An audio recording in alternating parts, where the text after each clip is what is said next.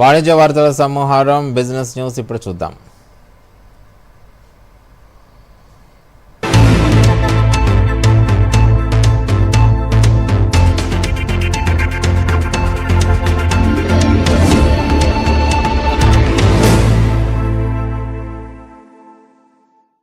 టాటా గ్రూప్కు చెందిన ఆర్థిక సేవల సంస్థ టాటా క్యాపిటల్ తొలి పబ్లిక్ ఆఫర్ ద్వారా 15,000 కోట్లను సమీకరించేందుకు సిద్ధమవుతోంది.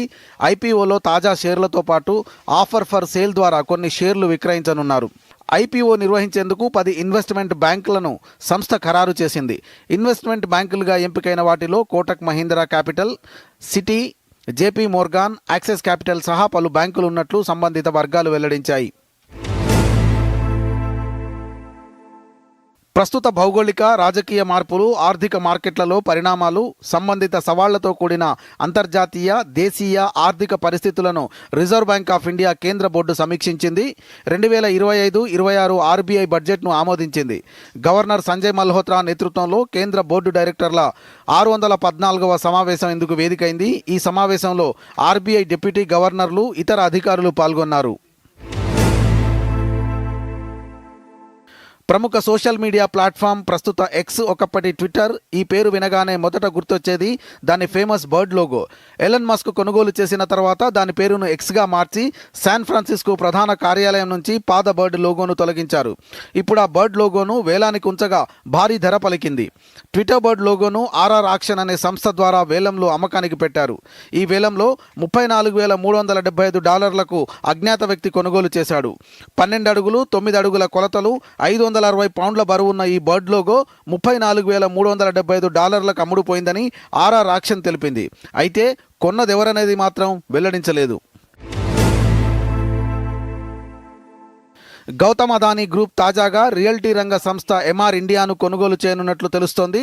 ఇందుకు చేపట్టిన చర్చలు చివరి దశకు చేరినట్లు సంబంధిత వర్గాలు పేర్కొన్నాయి. 13,000 కోట్లు ఎంటర్ప్రైజ్ విలువలో డీల్ కుదుర్చుకోనున్నట్లు అంచనా. కాగా దుబాయ్ సంస్థ ఎంఆర్ ప్రాపర్టీస్ 2005లో ఎంజీఎఫ్ డెవలప్మెంట్తో భాగస్వామ్యం ద్వారా దేశ రియల్టీ మార్కెట్లోకి ప్రవేశించింది. దీనిలో భాగంగా ఏర్పాటు చేసిన భాగస్వామ్య కంపెనీ జేవీ ఎంఆర్ ఎంజీఎఫ్ ద్వారా 8,500 కోట్లు ఇన్వెస్ట్ చేసింది. 2016 ఏప్రిల్లో విడదీత ప్రణాళిక ద్వారా జేవీకి ముగింపు పలికేందుకు ఎంఆర్ ప్రాపర్టీస్ నిర్ణయించుకుంది.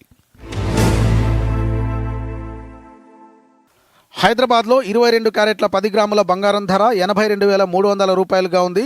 ఇక 24 క్యారెట్ల 10 గ్రాముల బంగారం ధర 89,780 రూపాయలుగా ఉంది.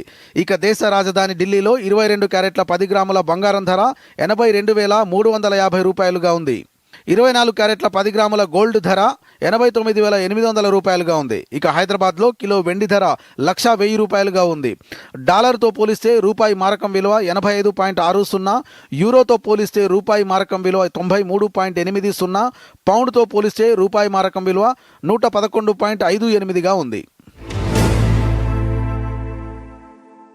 దేశీయ స్టాక్ మార్కెట్లు శుక్రవారం మళ్లీ మంచి లాభాలతో ముగిశాయి. ఈ ప్రక్రియలో 4 ఏళ్లలో బెస్ట్ వీకెండ్ను నమోదు చేశాయి.